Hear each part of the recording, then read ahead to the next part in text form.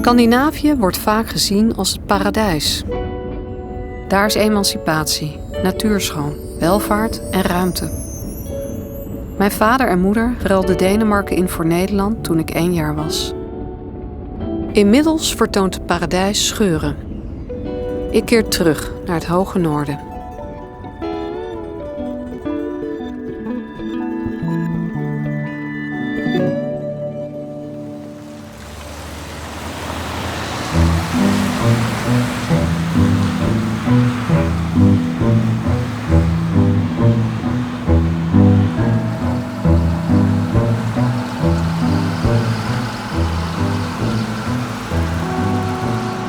Ik ben nog nooit in Finland geweest.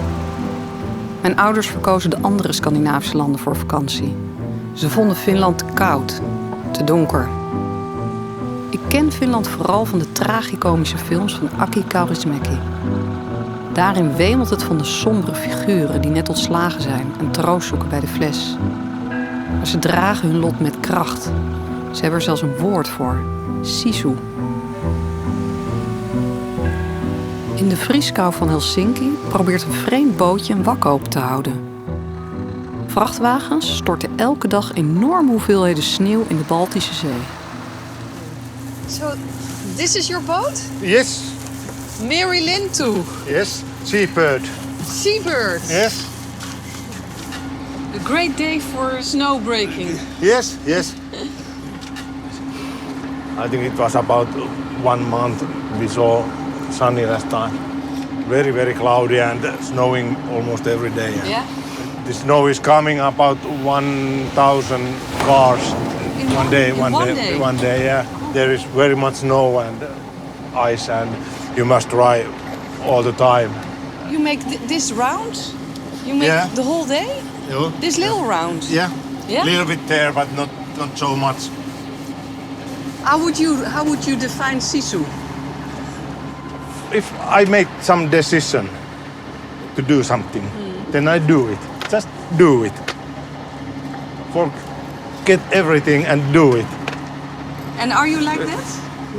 Yes, I think if I make decision, I go to ice and start walk to Kotka. Then I go to Kotka. And that's sisu, I think so. And you are the Finnish like that, would you say? Yeah. Do you think it's a good thing? Yes.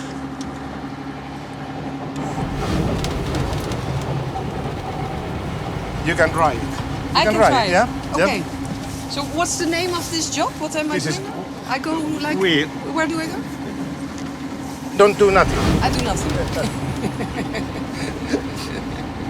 So what do you think about when you are doing this? Everything.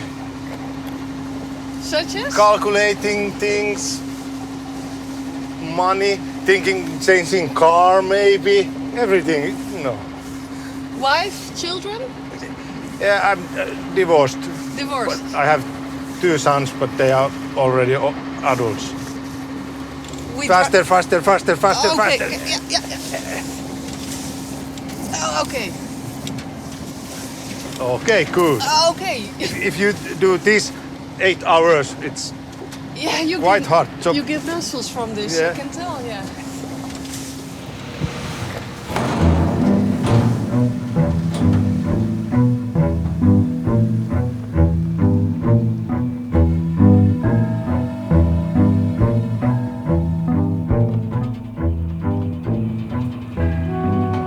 Bij de tramhalte zie ik iets wat ik niet eerder zag.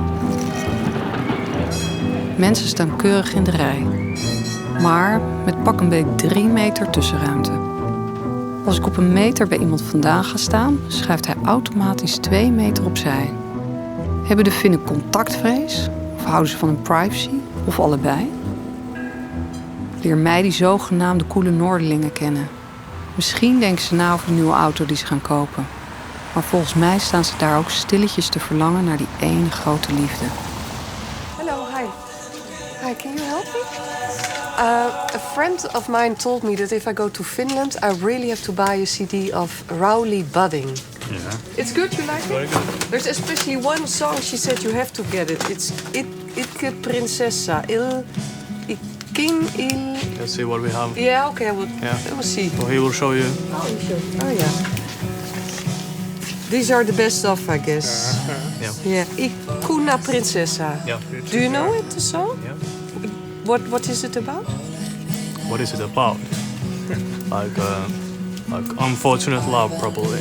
Unfortunate. Are all his songs about unfortunate? Unfortunate life. Unfortunate life. Yes. So if I buy this, I get a good idea of the Finnish soul. One side, the bad side. Sad and bad side. Sad and bad side. Okay. Great, I'll take it.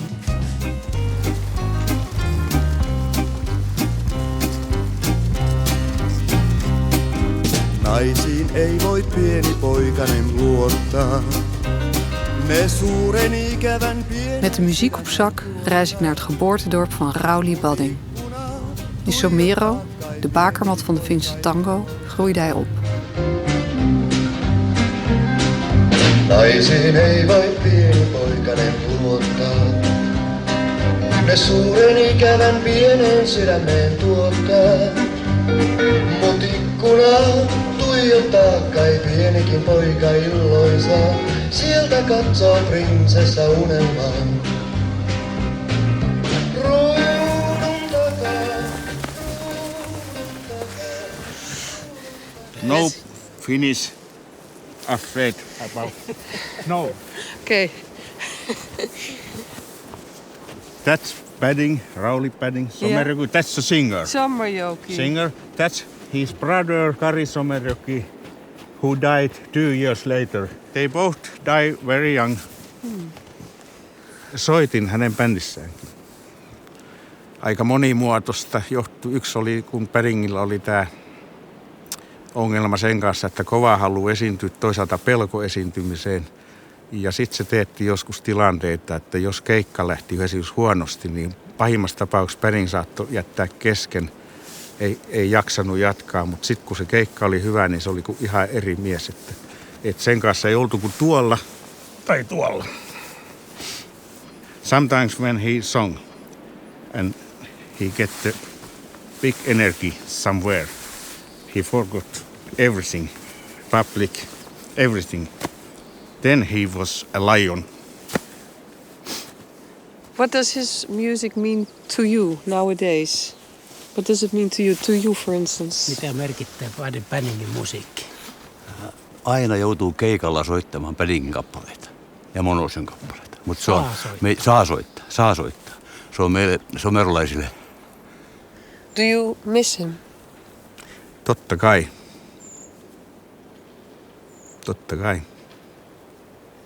What do you miss? Niitä hyviä hetkiä.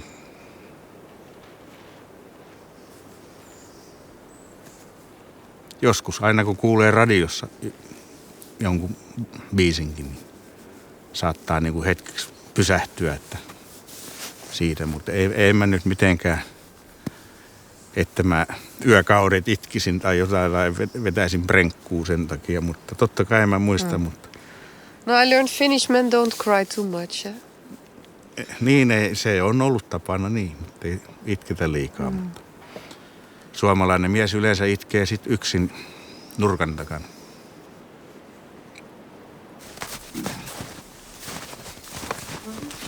Rauli Baddings grote voorbeeld, Unto Manonen, ligt hier ook, onder een dik pak sneeuw.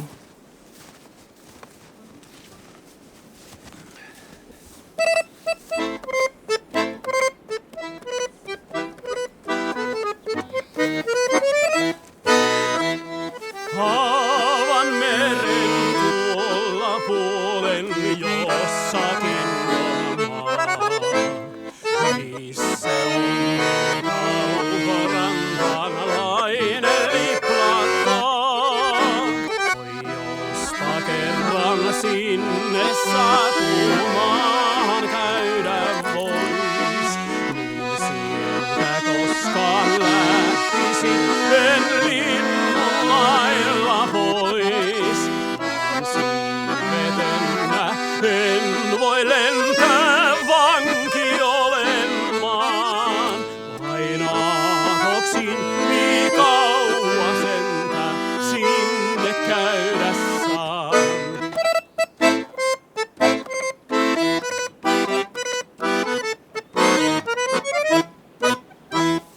Kiitos Unto. How did they die? Unto Mononen, take a can, otti pistoolin. Suicide? Yes. Mutta kyllä Untolla oli suvussa sitä samaa. Kyllä. Unto oli kolme veljestä. Kaikki tappoi itse. 3 suicides? Kolme veljestä, jotka kaikki teki itsemurhaa. Is it depression? No, ei kaikilla ollut näitä paineita, mutta se, että se vaan tämmöinen synkkämielinen ja... That's dramatic. Yes. Paddingilla oli taas sitten ihan selvästi niin liian pitkään näitä kaikkea alkoholia ja se, että ei kestänyt myöskään tätä julkisuutta, että tuommoinen 20 vuotta ja sitten hän niin kuin huumeisiin ja viinaan lopulta kuoli, että oli niin loppuelimet sitten jo.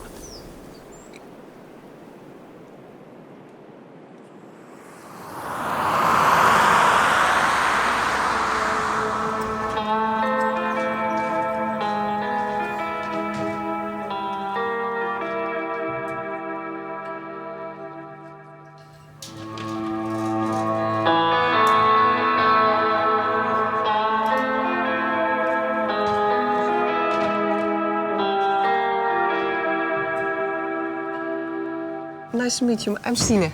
You are? Turo. Okay, what's your instrument? Guitar and accordion. Guitar and accordion. Okay.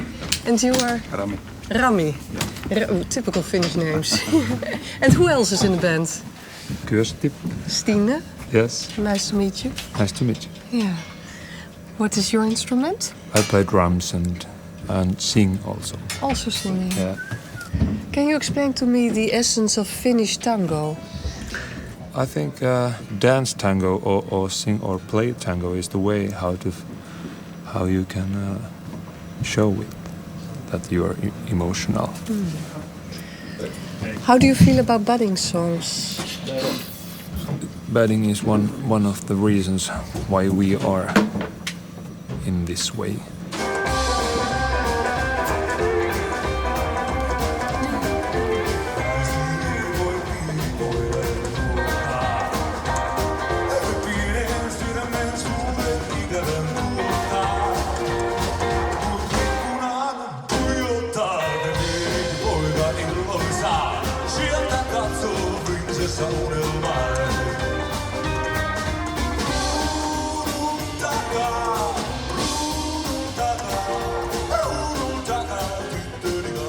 What does Sisu mean? For me. I never give up. You never give up. No. Why not? Why should? Yeah, why should I? When you're born, you have Sisu already inside of you. You're born with Sisu. Yeah, and you grow up with tango.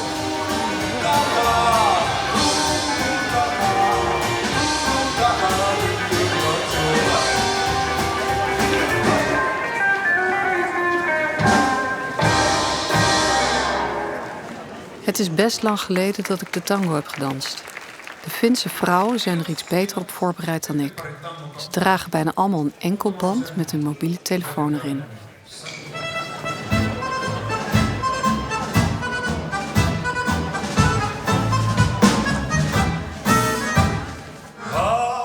Ik durf niet meteen mee te doen. Maar goed, ik ben natuurlijk niet naar deze plek in de middle of nowhere gereisd om als een bloempje aan de muur te blijven. Bij de volgende dans waag ik de gok. Misschien moet ik hier een tijdje zitten en heb ik wel wat sisu nodig. Gelukkig komt er meteen een stevige Fin op me afgebeend.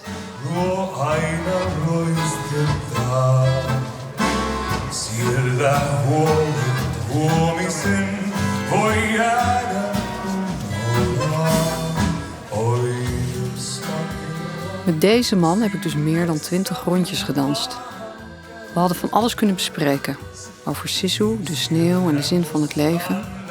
Maar mijn pogingen leverden bar weinig op. Het komt er eigenlijk op neer dat we geen woord met elkaar hebben gewisseld. En voi lentää kaikki olemaan, vaikka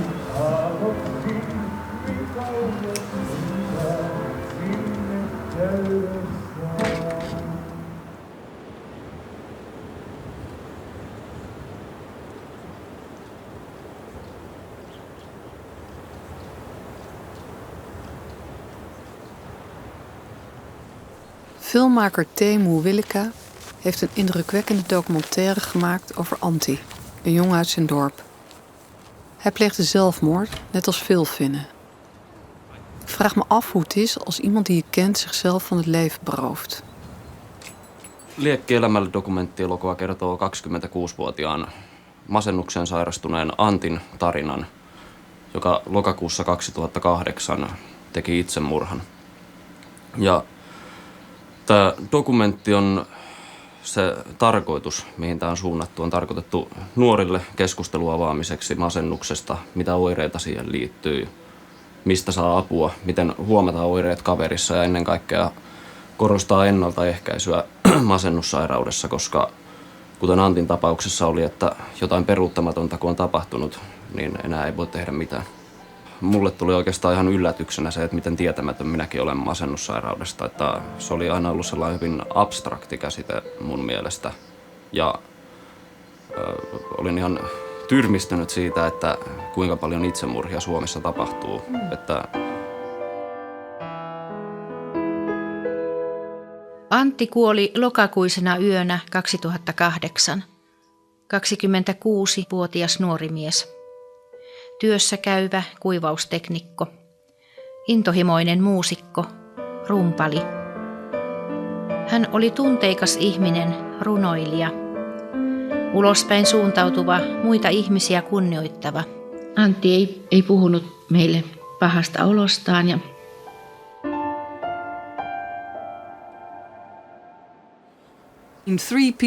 In your film you say 3 people commit suicide daily in Finland and psychiatric help is not available. niin, se on kyllä, että jotain pitäisi tehdä, mutta se on mun mielestä johtuu ihan selvästi siitä, että tästä masennuksesta ei puhuta niin paljon, että But are there not elements in Finnish life that make depression more likely? Like here we are in the middle of nowhere. I really have to do something to meet another person. There's snow all over, it's dark. Se on ihan totta, että suomalainen kulttuuri on enemmänkin sellaista, että meillä ei niin paljon harrasteta sellaista small talkia niin kuin muualla maailmassa, että ihmisten pitäisi olla paljon enemmän avoimempia kuin mitä nyt on. Että suomalaisilla on se, että halutaan olla enemmän niissä omissa oloissaan.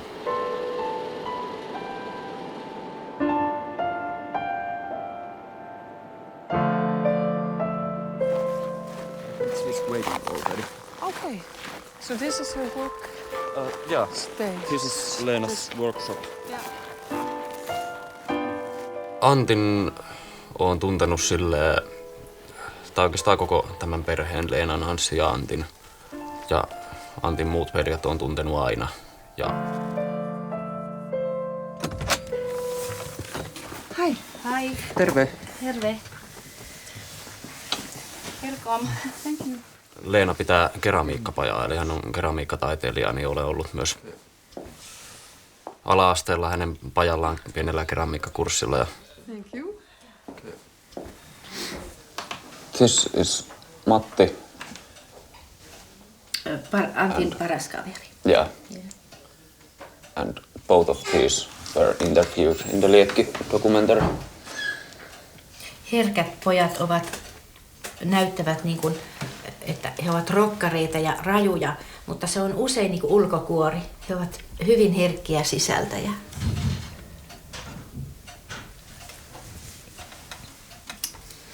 Tässä on Antti juuri edellisenä, tai tämä kuva on otettu edellisenä kesänä, hänen viimeisenä kesänä. Hänen isänsä kanssa niin me käytiin katsomassa Anttia kappelissa. Että hän oli kuolleena arkussa. Ja hän näytti siltä, kun hän olisi nukkunut. Ja hänet oli laitettu sillä lailla, että Hänellä oli hänen omat vaatteet, musta paita ja musta takki ja hänen omat vaatteet sitten oli päällä ja hänen hiuksensa oli siinä. Mm. Ja mä silitin hänen hiuksia ja käsiään. Niistäkin tuli sitä semmoista lohtua sitten, että et voi ajatella tätä muistoa, kun hänet niin kuin viimeisen kerran näki.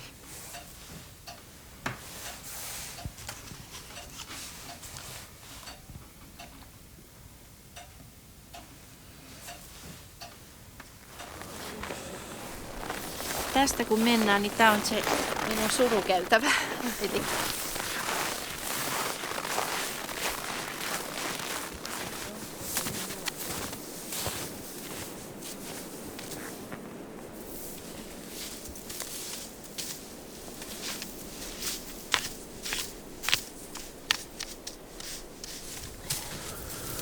tää ei varmaan ilman lapioon nyt sitten. Kyllä näkyy hyvin. Can I help you? Should I try to help you here? Yes. Yeah.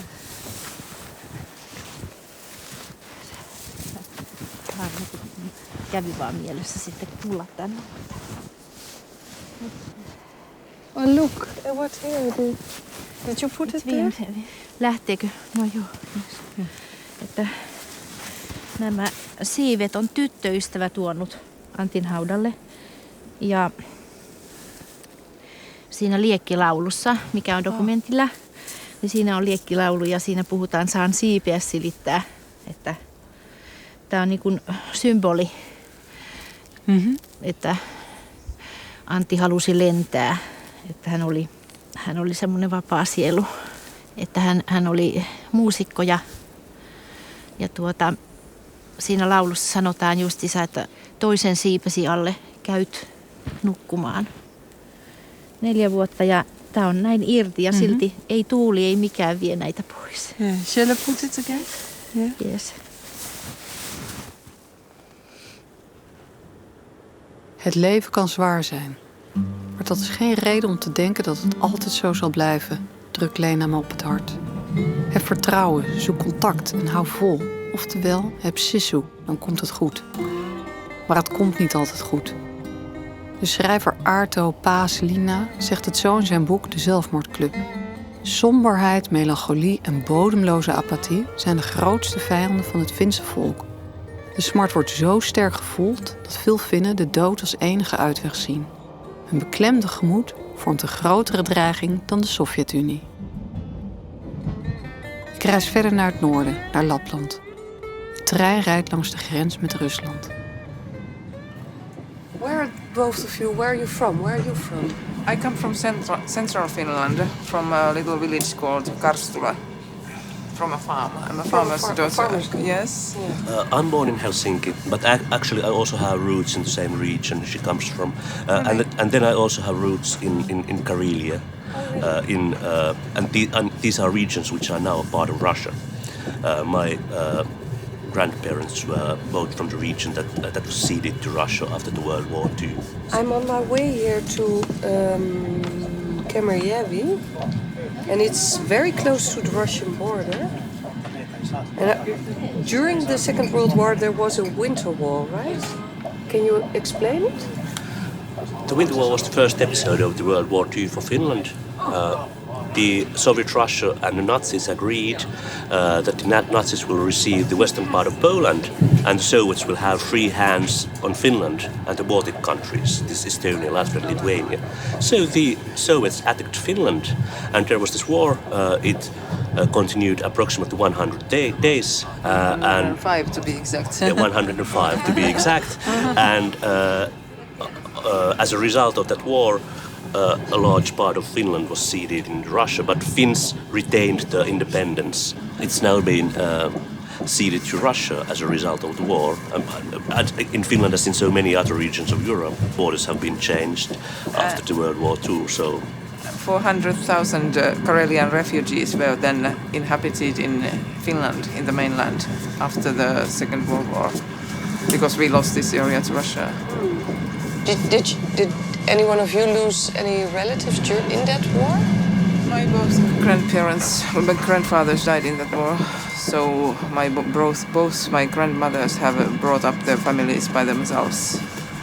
So I'm used to, strong women. Yeah. I come from the family lineage of strong women. And this was the case for many people, but actually it's quite tragic because my father's father was killed in the Winter War 3 days before the war was ended, and my father was born 6 months later. And also in the Winter War, the soldiers were sent, from the same area to the same battle. So, for example, the young boys from Kyyjärvi, the neighboring town, they were all sent to Taipalenjoki, and they all died. And then in the continuation war, they made a change, and they say, scattered them around, so that when they, there was a bad battle and all died, not all the boys from one village died. But yeah, this is, this is living present. I'm getting emotional, but this is, it's quite, somehow it lives on. Why are you getting emotional? Well, I'm thinking about, for example, when I went to high school, I'm thinking about the boys I went to high school with and what it would have been like if, they had been called to war, and then when we graduated, there would only be girls because all the boys would have died. Yeah. This is why. Yeah.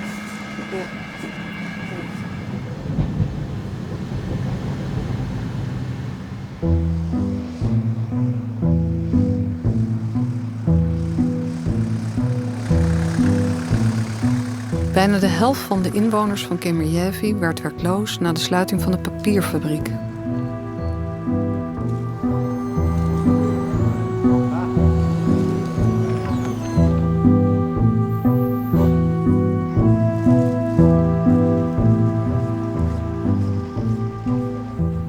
Kemerjärvi is de woonplaats van Kari Vanenen. Kari keerde terug naar het dorp waar hij opgroeide om de lokale bevolking te helpen. Hij geeft nu les aan jongeren en maakt een dramaserie over Lapland, waar nu heel Finland naar kijkt. De rol van Oerfin is hem op het lijf geschreven. Kari Vanenen speelde mee in veel films van Aki Kaurismäki, die bekend staat om zijn inktzwarte humor. En läpäissyt lääkärin tarkastusta. Toinen korva on melkein kuuro. Ottivat minulta ammattikortin pois. En saa ajaa enää kuin leikkiautoa. –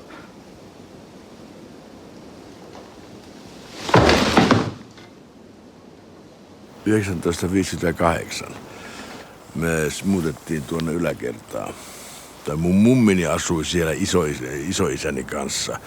Ja kun... And who is we? No, mummi, isoisä ja minä. Eli kun isä ja äiti eros. Ja siihen aikaan oli semmoinen todella typerä sääntö, että sisarukset voitiin erottaa toisistaan. No velipoika jäi äitille ja minä jäin isälle, mutta isällä oli semmoinen työ, että se ei voinut olla kotona säännöllisesti, kun se reisasi ympäri myyntireissuja, niin mä muutin tuonne sitten mummin ja ukin luo asumaan. Tämä oli ihana lapsuuspaikka, siis ihan oikeasti. Tuossa vähän matkan päässä on järvi, tuossa on pieni joki, tuossa noiden talojen takana. Täällä oli lapsia aivan järjettömän paljon. But it sounds a bit dramatic to have a family split up like Of that. course, but let's not cry about it. Totta kai se kuulostaa, mutta ei se nyt enää kannata itkeä. You turned out fine. You managed. You survived. Ne itkut on itketty. Ja asiat on selvitetty ja jotenkin se on se elämän filosofia, että ei sitä kannata jäädä itkemään paikalle. Mutta se täytyy selvittää itse. Se täytyy selvittää itselle. Kyllä minä viime yönä näin unen, jossa minä vielä selvitin niin kuin sitä lapsuuden tunnetta. Se tulee aina uudestaan. Mutta ei se itkemällä parane. Kyllä se pitää niin kuin jotenkin elämän tarkoitus. Se on nauraa ja rakastaa ja aina välillä vetää kännit. Yeah. Where does your drive come from to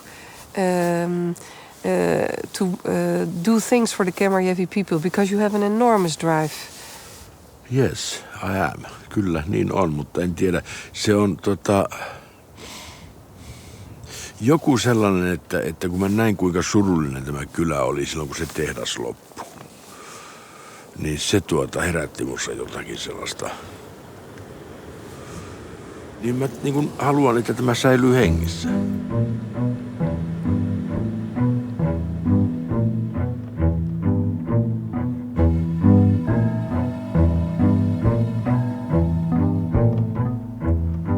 Mun koti on täällä. Ja siellä on myöskin tää sydän silloin. Ja sitten mä tykkään niin hirmuisesti täällä näistä ihmisistä. Leena Lehtolainen is de populairste schrijfster van Finland. Ik ken haar van een schrijversfestival. Haar werk vind ik goed en spannend. Vol sterke Finse vrouwen en gevoelige Finse mannen met nogal een klein hartje. Honesty is a word I have heard a lot here in Finland. Yeah, I think we consider ourselves honest people, and people want really to show you things as they are, not lie and cheat. But okay, I cannot imagine that there are so many crimes committed in Finland as in your books. Actually, Finland, unfortunately, is a quite violent country. I think our homicide rate is higher than in many other European countries. And what is very interesting is that the small villages have much more violence, like homicides and murders, than many big cities. So, what's the explanation for that? One of the explanations is unfortunately excessive drinking, because the typical Finnish homicide is that two guys are drinking together, and then another guy takes too much from the vodka bottle, and the other gets angry and just smashes the other's skull with this vodka bottle, and the murderer then calls the police. Oh my God, I killed my friend, come and take me to jail. They are sad stories, really.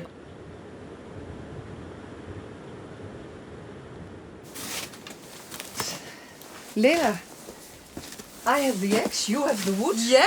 And what are we going to do? We are going to warm the sauna with this wood. Oh, because this is a traditional sauna, not the electrical one, but the one we heat. Right, but I thought we could do other things with the axe as well. Yeah, I've used that as a murder weapon once or twice in my books.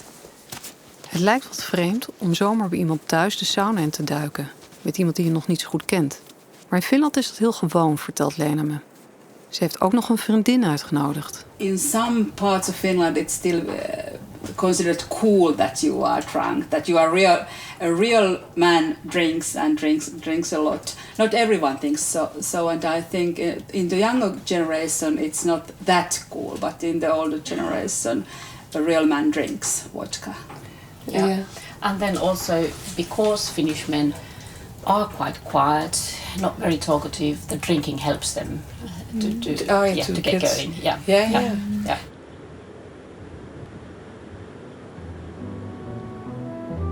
In Finland hebben bijna alle huizen een privésauna. De sauna's zijn niet gemengd, tenzij je familie van elkaar bent. Vriendinnen praten over het leven. Ik vraag me af of het ook de plek is waar de stugge Finse man zijn gevoelens uit.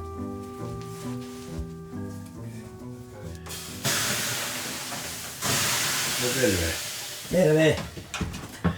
Se on taas yksi reissu vähemmän. Se on sulla yksi reissu vähemmän. Niin. Alkaa kuule vuoden loma. Joo niin, eli tahtoo joulupukilla tietenkin olla. No miten se joulupukin muori? No kuule, päivä kerrallaan mennään ja aina katsellaan. Joo. Niin kai se tahtoo olla. Näinhän se tahtoo olla. On se mulla kyllä, mä miettin, että minkälaisena romuna sitä ihminen oli, jos sitä edes yksin. Ymmärrätkö, tarkoitan sitä? Kyllä. Ei minusta ainakaan ole. Se tuntuu aika tyhjältä elämää. Näinhän se on. Se voisi olla, että siinä rupeaisi viina maistumaan. Sekä että. Eli sitä ei ole paikkaa sitä tyhjää. Näin on. Kun sitä kuitenkin kaipaa sitä juttukaveria. Kyllä sitä kaipaa. Niin. Sitä kaipaa nimenomaan sitä seuraa ja toisen läsnäoloa. Kyllä. Ja sitten se sänky, kun se on leveä ja jos se on tyhjä, niin se on kylmä. Se on kylmä. Yksinäisyys on kylmä. Se on kylmä.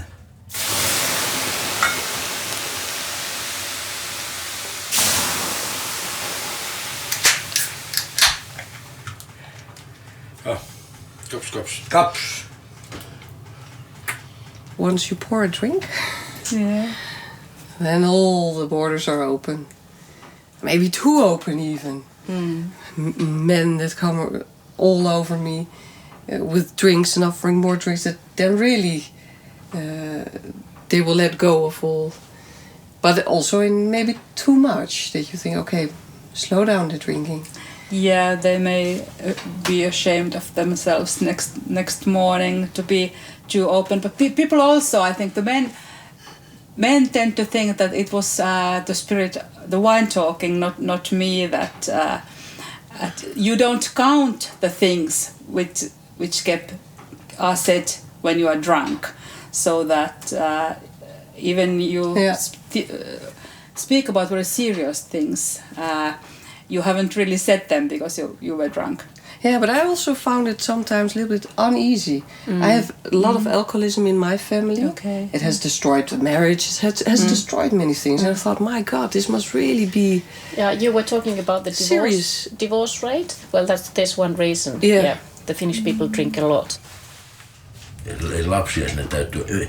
Minäkin olin lasten takia naimisissa. Siis loppuvuodet. Varmaan 2-3 viimeistä vuotta lasten takia, että kun lapset on siinä, lapset on hankittu, niin siinä pitää pysyä. Kyllä. Mutta sitten molemmat tunnustettiin kyllä se, että ei tästä tule mitään. Me emme ymmärrä toisiamme, että tämä ei ole lapsille hyvä ilmapiiri kasvaa, että isä ja äiti ja ukko ja akka tappelee kuin aronpirut koko ajan. Ei siitä tule mitään. Ei semmoista elämää kannata elää. Elämä on liian lyhyt heitettäväksi. Hukattavaksi. Ja minähän vannoin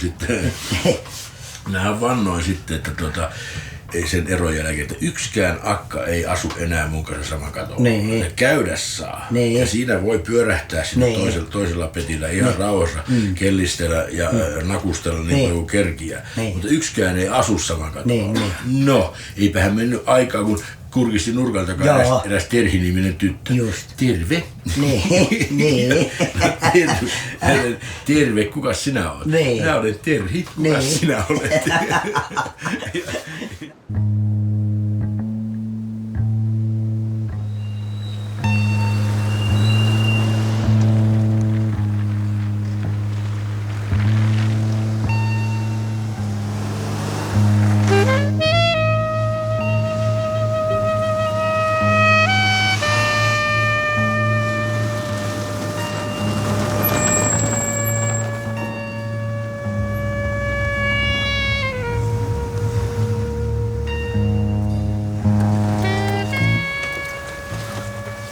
Did you grow up in Kemijärvi? Yes, I did grow up here in Kemijärvi. What's that like? This is kind of dead city, but it was kind of fun because there's so few people and you get to know all of them. So what are you doing here? I moved here 3 years ago. My dad lives here. Your parents are divorced? Yes. My dad and his wife live here, and I moved here 3 years ago. So you live with your mother now here, or with your father and his new wife? Yes. Okay. Don't you miss your mother? Yes, I do, and my little brother and big brother lives in Savo. So you don't see your siblings, your brother and sisters? Yes, but at the holidays I go to Savo and stay there about a couple of weeks, maybe months. I met many divorced children from divorced parents here in Finland. Yes. Yes. Is it difficult? Well, it was, but I was only 3 years old when they divorced. Oh, okay. So, nothing now. Yeah. It would be fun sometimes if they were together still and yes, we could see the boat at the same time. Yes. But it's not possible anymore, so yeah. What can you do? Wat kun je doen? Rondjes rijden. Eindeloos rondjes rijden met je auto. Over het ijs en slippen. Als tijdverdrijf. tegen de verveling. En ondertussen een beetje pijns over de nieuwe auto die het liefst zou willen kopen. Over de meisjes. Want deze autoraces worden heel stoer pussy rallies genoemd. Dat klinkt macho, maar ik zag vooral lieve, gevoelige jongens. Van wederom een heleboel gescheiden ouders. Daar lijkt het land wel vol mee. Deze jongens willen het denk ik beter doen dan hun vader en moeder. Die snelle auto staat voor een droom. Hoe meer rondjes, hoe meer sisoe. Laten ze zonder al te veel woorden aan de meisjes zien.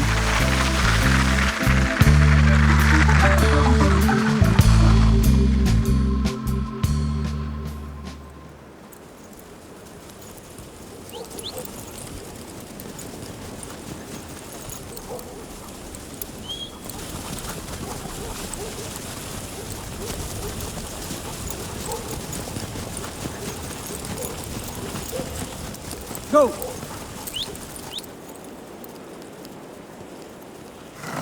Are we catching our evening dinner? Yeah, of course. Tietenkin me saadaan. Mitä onko tää nyt pohjassa pelkkä? Siellä asuu kala. Kala asuu tuolla. Tämä on kalan koti. Nyt istuppa siihen. This is mine, yes. Istuppa siihen. Okay. Jota onkin. Ja. Vedä siimasta. No, ei liikaa. Okay. Kato tänne. Hei, kato tänne. And now we just wait for hours. Yes. Sisu. Kyllä. Tää kysyy sisua. Me odotetaan tuntitolokulla. What does sisu mean to you? No sitä on erittäin vaikea kääntää. Sisu on periksi antamattomuutta, jota täällä on tarvittu, kun täällä on niin ankarat luonnonolosuhteet. Että kun aikanaan tänne on muutettu asumaan, niin täällä on tapeltu susien ja karujen kanssa ja täällä on ollut tapeltava leivästä. Ja sitten jos ei pärjännyt, niin nälkään kuoli. Tuonne hankeen kuoli ihmisiä ja mettää. Ja se oli jotenkin se periksi antamattomuus, että niin kuin viimeiseen saakka taistella. Let's talk about drinking. This must be true from the films. I've seen it. Joo, kyllä. Se on, koska siis me ylitämme sellaisen pienen kynnyksen, kun me ollaan kun suomalaisuudessa on hyvin tyypillinen, on syyllisyys. Minä olen syyllinen kaikkeen, koska meitä on opetettu olemaan syyllisiä. It's a sin. Se on synti. Ja sä olet syyllinen ja sitten syyllinen ja nauruja, meillä oli pitkään nauruja ilo kielletty. Ikään kuin se oli koko ajan, että syntinen joutuu helvettiin ja joka nauraa tyhjään, niin se joutuu helvettiin. Ja niin alkoholi sopivasti käytettynä on erittäin hyvä. Se niin kuin laukaisee semmoisen pienen oven. Ja siellä on paljon naurua ja iloa ja lämpöä ja tanssia. How about you? Do you drink a lot? Yes, when I drink a lot. Yeah. I don't sit. Silloin kun mä juon, niin mä juon paljon. Mä en istu Pariisin boulevardeilla siemailemassa yhtä pientä serilasia, ei. Silloin kun mä juon, niin mä otan sitten sillä viisi, että mun tarkoitus on juoda itteni humalaan.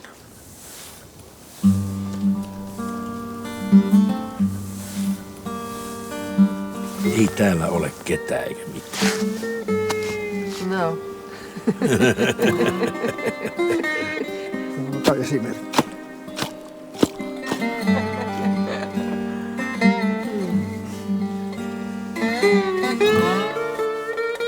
Kari, you play. This is a small knife we use in the Finnish kitchen. This is the smallest. Yeah, this is the smallest. You Crocodile Dundee, eh? Yeah. I think Finnish people all are very sensitive. We cry easily. We hide first the emotion. We don't give it out. But then when it comes, it like bursts out. And then suddenly you are for a small dog or a baby, whatever it is. I think we are a lot of full of emotions. And that's why this alcohol is one gate out. Can I offer you a drink? If you take two, don't try to make me an alcoholic by myself, on my own. No, not from the bottle. From the bottle? From the bottle, of course. Okay. Here you go. No, you first. before it was like you don't show your emotions, like in Japan. It's the same thing. That's why the suicide numbers are in Japan and in Finland the highest rates, because you don't say it, you don't talk it out. And alcohol is one way to burst it out, to release your emotions, and it helps a lot. When I had a divorce, a very bad first divorce. First divorce. Now it's 17. First divorce, it was very tough for me. I healed myself in the bar, talking with my friends, bursting it out and crying it out. I didn't need any psychiatrist or shrink. I was in the bar. Not totally wasted, no, but drunk and talk it out, and it helped me. I think a bar or a pub is, for a Finn, it's like a shrink. I like to be in it. Hey, I have to drive.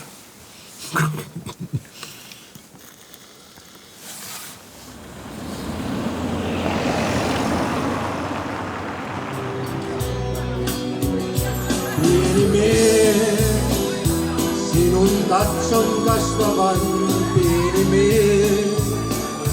Näen päivän koittavan, pieni mies. Pieni mies. Sisu means not to give up, and we try to live like that, not to give up even though the circumstances are very bad. Sometimes this concept of sisu can be too hard for us Finns. We demand too much from each other.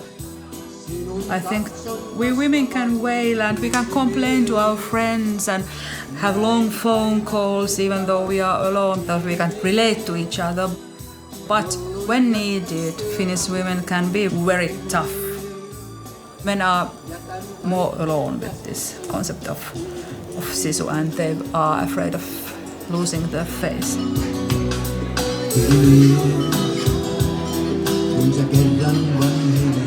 But then when the sisu fails, then comes the alcohol problems, then comes domestic violence, then comes depression and suicide.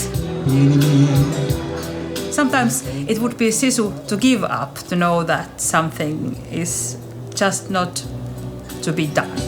Pieni mies, sinun katson kasvavan, pieni mies. Näen päivän koittavan, pieni mies. Jolloin suuri olet niin, pieni mies. Kasvat isän haaveisiin, pieni mies. Pieni mies.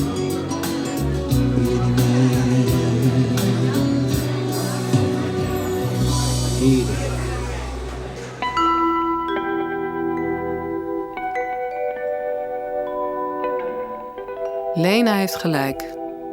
Bij te veel sisu slaat het besneeuwde rustparadijs om in een donkere hel. Met drank, slaan en ruzie. Maar ik bewonder ook de sisu van de Fin. Sisu geeft je de kracht om door te zetten. Ook al is het leven zwaar en ook al is het koud. Sisu maakt het mogelijk om eindeloos die rondjes te varen. In je eentje. Terwijl de rest van Helsinki op één oor ligt. Menneen mielen jälleen tuo, myös muistan sen, kun rakkain lähdit pois. Thank you for watching this video. I hope you liked it. If so, you can watch the next episode here. Or check another recommended series on our channel. And don't forget to subscribe to get updates on new series.